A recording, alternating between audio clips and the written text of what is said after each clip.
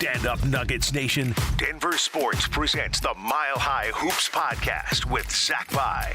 Denver Sports is your home for the most Nuggets content. Now here's your host, Zach By. What is up, and welcome to another edition of the Mile High Hoops podcast. As always, I am your host, Zach By, and as always, I appreciate you spending a sliver of your busy day with me here on the podcast, reacting to a collection of losses, a 3-game losing streak for only the second time this season for the Denver Nuggets. And at the time of recording, which is Tuesday morning, March 14th, between 9 and 10 o'clock in the morning here. So you're not going to hear it live.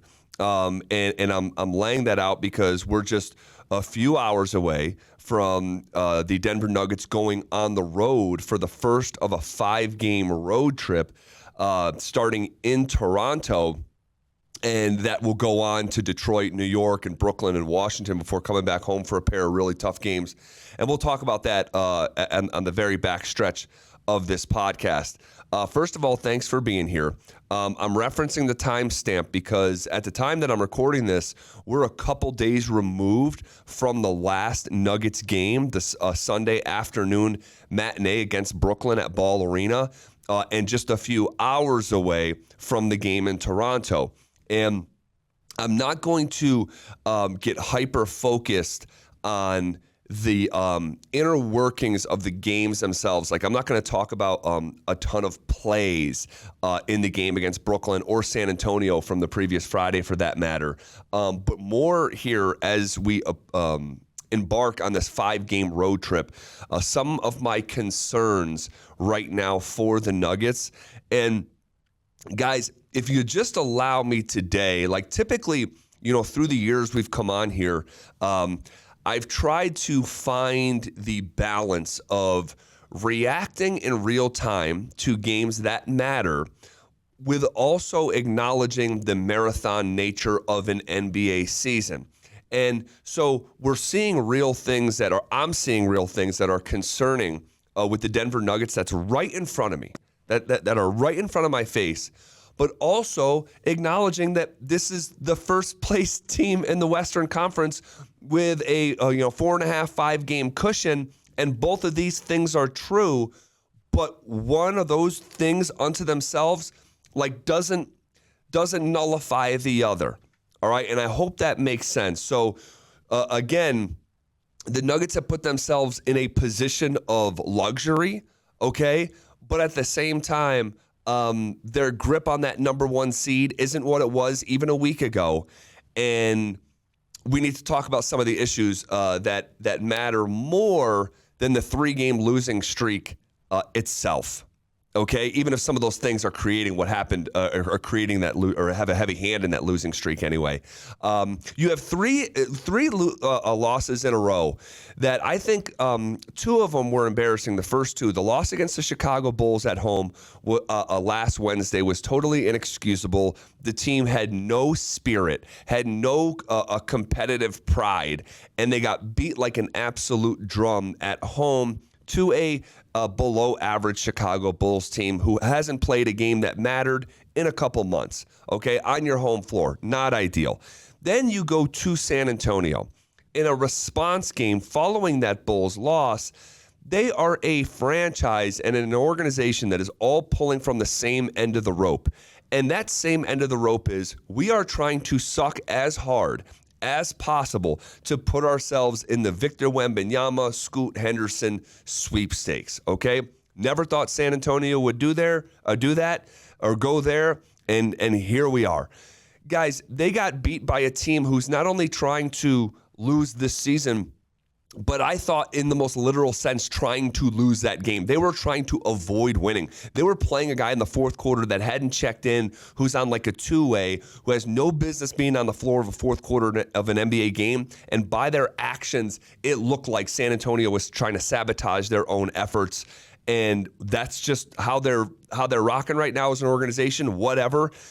But even in the midst of that like framing, the Nuggets still lost that game. okay, on Friday, March 10th. And now you're riding like a little 2-game losing streak, and you're hosting Brooklyn at home where you're the best home team in the league, and you got beat. And there's a couple different reasons to how that loss developed into that 2-point loss that it did.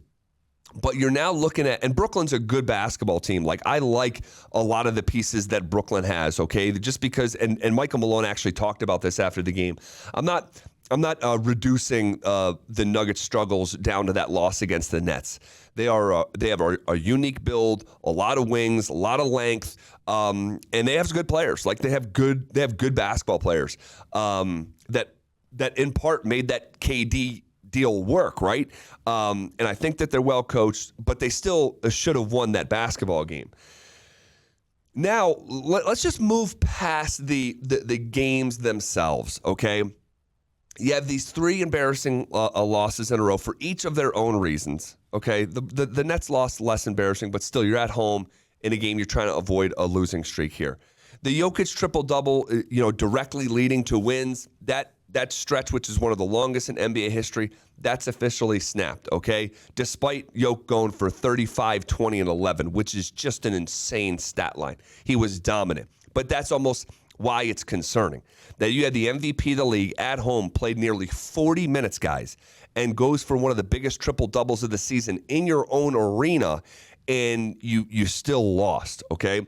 But there's a reason why that happened, and there's 2 of them in particular, and they have to do with half of Denver's core 4, or 2/3 of their quote-unquote big 3. This is the overarching theme that I think will be lasting, okay? Because if the Nuggets go on and win the next 3 in a row, we're not going to be retroactively like dwelling about what happened in the first and second week of March. That's just not how it's going to go. But an overarching theme that is going to last is the same one that we've been talking about for 2.5 seasons, and that is the health of Jamal Murray, who once again did not play in the fourth quarter of this game. Not because of an elbow, not because of a sprained a thumb or a hand or a shoulder. It's the knee again. And you can just pick one at this point, right? This time it was the left knee. It looked like he had the ice on the interior. Just take that for what it is. Guys, we're going into the postseason is going to begin in 3 to 4 weeks from now, okay? And the prospect of heading into the 3rd postseason in a row without a Jamal Murray that is healthy is deeply disturbing. The amount of time that Murray took to come back from this event, okay, it was jarring to some. I was in support of it because with an investment that great and a max player and the ceiling that the Nuggets had when these guys are together, and the last time they were together, they're in the Western Conference Finals, and I was okay with taking the conservative approach. But it's almost like, and I'm going to make a bad analogy right now, but I'm going to make it anyway. Cover the Denver Broncos for the last 6 years. This past season in training camp, the new coach for the Broncos said, we're going to go conservative with it from a health standpoint. And we are going to take it so easy because our health is the most important thing. And okay, it kind of makes sense when you lay it all out there. But when they got to the season, the team wasn't ready to play. They didn't have the conditioning and the callus to play. So 2 things happened. One, they weren't performing at a high level because they weren't used to doing it. And they ended up being the most injured team in football anyway. So it was a horrible parlay of events for the Broncos. It's not a perfect analogy, but I kind of thought about that when I was thinking of Jamal, because you took this such conservative approach in an effort to be your best right now for like this stretch right now, and you're not there. You're not even finishing games. You missed 2 weeks leading up to the All-Star break. You come out of the All-Star break with the chip on your shoulder, and Murray has been mostly bad since the All-Star break. Has it all been bad? No, he's a very good NBA player. But the Nuggets are trying to reach greatness. And for them to achieve that, Jamal's going to have to be great, okay? And when you look at him coming out of the All-Star break, how many times has Jamal Murray, shot 50%? He missed weeks leading up to the All-Star break. He comes out against Cleveland. It's 6 for 19 for 30%. It's 3 for 13 against Memphis, 23%. It's 8 of 22 against the Clippers for 36%. Played well against a tanking Rockets team. Give him credit. But 8 of 19 against Memphis. Played well against Toronto. Give him credit. But 4 of 15 against the Bulls. 9 of 21 against the Spurs. 5 of 19 against the Brooklyn Nets. Guys, on the whole, you're getting like one good night out of every 3 or 4. That's just not going to cut it when you're expecting Jamal Murray or hoping Jamal Murray can be the second best player on a title team. Okay? Don't forget what that looks like. All right? From NBA history, all right? And we've gone through it here on the podcast. We've gone through it, what the profile, the top 2 stars on a title team looks like. Typically, they're Hall of Famers, both of them. Both of them. Whether you're talking about LeBron and D Wade, or D Wade and Shaq, or Kobe and Pau, or Steph and Clay, or you go down the line over and over and over again throughout NBA history. It's rare anomalies where your second best player isn't a Hall of Famer. But if he's not, and again, we're just reframing a conversation we've already had. If he's not, he's like an all-pro caliber. Here's a good example. The Milwaukee Bucks. The Milwaukee Bucks are a real title contender, okay? Their second best player is probably Drew Holiday right now, and they got other, Chris Middleton, former All-Star. Brook Lopez, is going to be in the running for Defensive Player of the Year. Drew Holiday's going to make an NBA team. Forget the All-Star game. He's going to make an All-NBA team, okay? So if you're not in the Hall of Fame status as your second best player, that's typically what it looks like. So if you're Kawhi in Toronto, do you have a second Hall of Famer? No, but Kyle Lowry is he's going to flirt with it, and he's like an all-pro, perennial all-star at that time, right? Here, the profile, the top 2 of Jokic and Jamal, it's a little bit of a departure from the traditional framing of the top 2 players on a title team. That's okay if he's 100% healthy and he can catch the groove that he's caught in the past. But if he's not healthy, what are we really talking about? Like, you kind of already have to extend your imagination to say, okay, to a certain degree, I'm not, crapping on Jamal. He's a really good NBA player. This is why we're talking about it. This is part and parcel why we're having the conversation. But you kind of have to use your imagination a little bit, like, could Jamal Murray be the second best player on a title team? And you can kind of go there. But if he's not healthy, guys, it's kind of a non-starter in terms of getting to the mountaintop. So this has got to resolve itself because there's another marathon waiting. Okay? You're going to get through the 82-game season, and then the second race starts. And that one, while shorter, it has the intensity of a sprint, but still the overarching marathon natures. You got to beat a team 4 times in 2 weeks here. Then you got to beat another contender 4 times in 2 weeks there. Then you got to beat a real tip-top contender 4 times then in a 2-week period. And then you're going to see the best from the other side and win 4 times. Like, that's another marathon. And I'm deeply concerned that Jamal physically is not going to be up to this task. It's nothing that he did and brought on himself. Right? I'm not putting fault at his feet, but I am acknowledging the very real factors that are right in front of me. Okay? And by the way, let me take it a step further.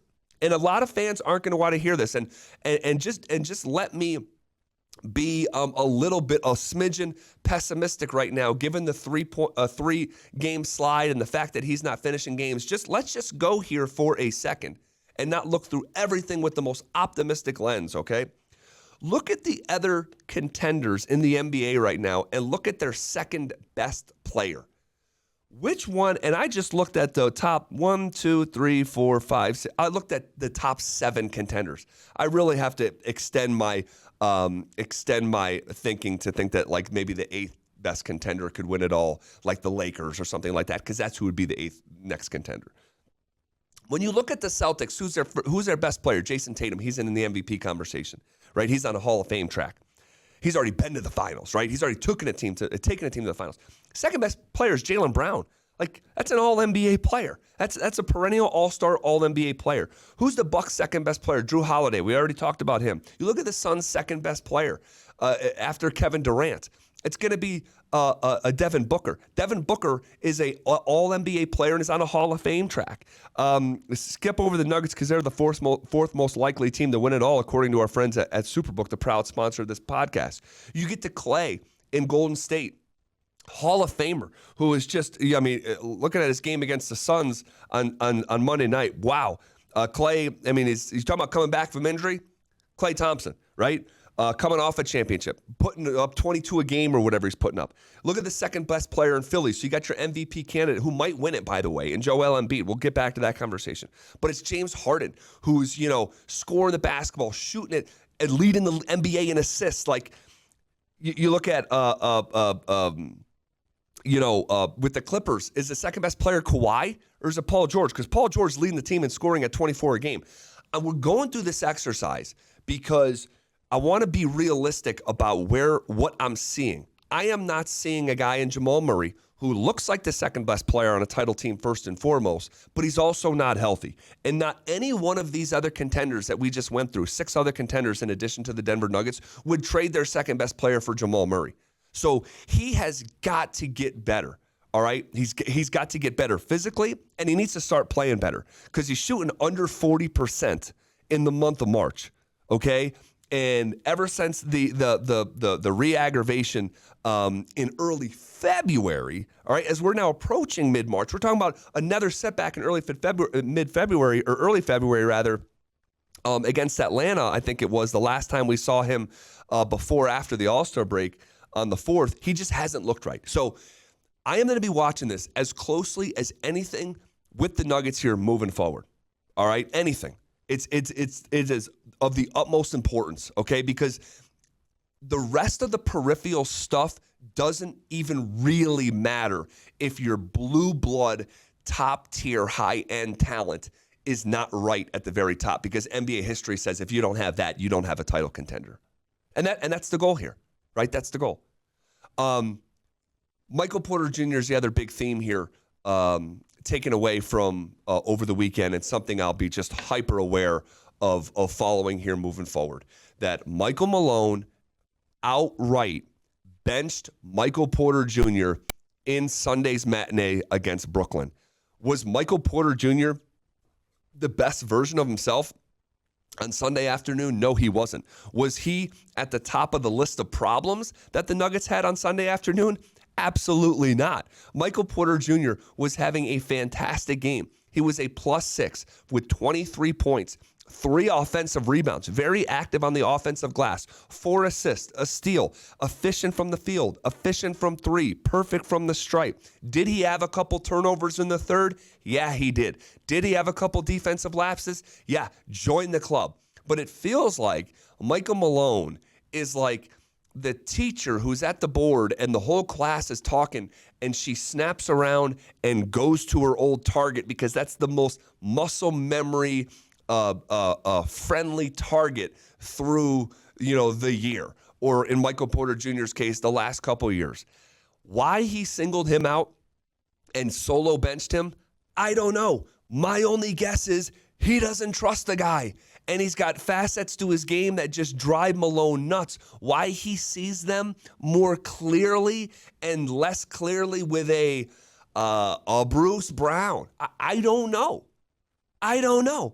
But there's been a lot of discourse over this move, and I just think that Michael Malone did not handle this the right way. I said on the radio show yesterday, I'm almost expecting him, after watching the film, to come out and flat apologize because it doesn't make sense. And maybe when you're just in that moment, you can't see the forest through the trees, and Michael Malone has never been the best in the exact moment reactor. And I think that when perspective sets in and he watches this film and he and his staff watch this film, I think there's going to be some acknowledgement that he misplayed his hand here. But what I'm most concerned of, it's just like all the stuff from the past, just like that, creeps back in with the lack of trust. Michael Porter Jr. has done everything Michael Malone has asked him to do. He's not going to become just a great defensive player overnight. Probably never will be, all right? But Michael Malone in the last week has just waxed poetic into a microphone publicly how Michael Porter Jr. has just, and we've talked about it here on the podcast, like this guy has turned into like a great teammate, plays within the offense, doesn't come outside of himself and go into business for himself, and he makes all these concessions from a personal standpoint. Obviously, concessions, you're playing for a real contender, right? So this is what you want to do.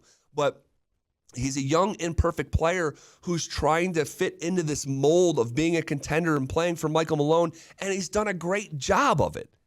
And his reward was getting his ass benched on Sunday afternoon in front of the home crowd against a team that probably could have used his offense out there to even just cross-cancel what Brooklyn was doing. Even if you were going to be, not even an albatross defensively, because that puts too much onus on him, but even if he's not a great defender, like, do you need that offense out there? He was 9 for 12, guys.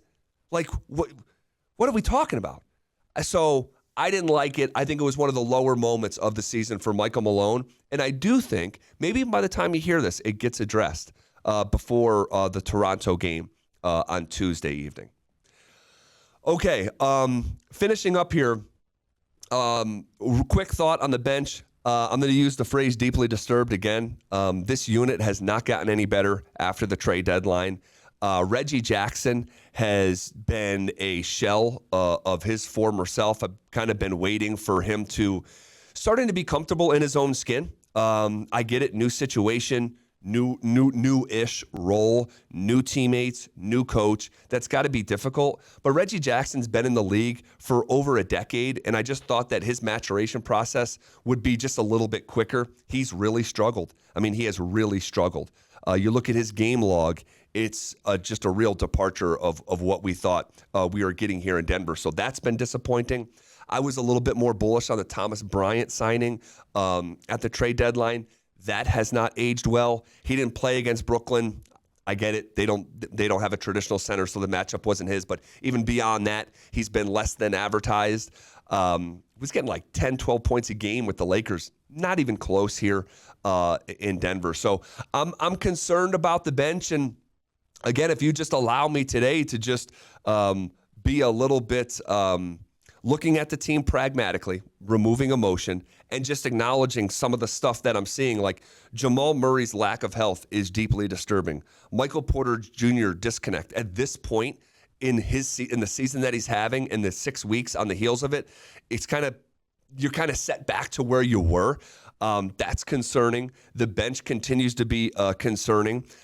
So these are real things that are in front of us, but at the same time, you kind of take a step back. This is what we'll do here. Recenter, okay? You come out and play well in the first round series. We will not be talking about games in the first and second week of March. But at the same time, we are in the first and second week of March, and this is a 3-game losing streak, and you are seeing the severed connection between Jokic's triple-double leading to wins. You are seeing a lackluster bench that could cost you a playoff series. A 3-minute stretch can cost you a series. So I'm not encouraged by what I'm seeing. And then you talk about, again, the Michael Porter Jr. stuff and the Jamal Murray. You talk about going backwards from a health standpoint. It's concerning. So the Nuggets are still in a good position if you want to dwell on the standings. But I'm to the point where, like, okay, I need to be encouraged by some good basketball here, and hopefully that's what they see. The 7-game lead in the Western Conference has quote unquote dwindled to 4.5. It was a Toronto game last week, and that's their opponent on Tuesday night, that it took everything to beat them. That's their most recent win. Toronto was in major control in huge stretches of that game. That's going to be a quick turnaround to go play in Toronto a week later. Our friends at Superbook have it as a 1-point spread. It's going to be a tough game. Again, one of these longer teams that have caused the Nuggets some problems. Then you go to Detroit, to the Knicks, who are much improved since the trade deadline. The acquisition of Josh Hart has been a revelation for that team. At Brooklyn, who, again, just handed you a loss at home. And then you go to Washington 8 days from now. And then guess who greets you after a 5-game road trip? It's the Milwaukee Bucks and Giannis Antetokounmpo, who is now the second leader in the clubhouse to win MVP. And you know who's waiting just a couple of days later? It's Joel Embiid and the Philadelphia Sixers in a national TV game. So 5-game road trip followed by the Bucks and the 76ers. It could be, if the Nuggets don't figure some of this stuff out, it could be a rough stretch where you may see an overcorrection on the narrative about who the Nuggets are, how believable they are, and Jokic's MVP of MV3 is really up in the air. His odds have dropped. Embiid's and Giannis's have gone up, rightfully so. They've been great. This is a 3-horse race with 3 great players. All right, don't push these other guys down. These are great players. So we'll see how the next week ages, and we'll see those two games following that 5-game road trip. It's going to be a fascinating week and a half as we sprint towards the finish line in the NBA playoffs, where really that next marathon begins. So we'll leave it there for now, guys. Rate 5 stars if you think we deserve it. Tell a friend about this podcast. It's the best way we can grow this thing, is the grassroots way. Appreciate you being here. And whatever happens on Tuesday, or that's tonight, so whatever happens in Toronto this evening and later on in the week against Detroit, you already know we're going to be talking about it right here on the Mile High Hoops podcast.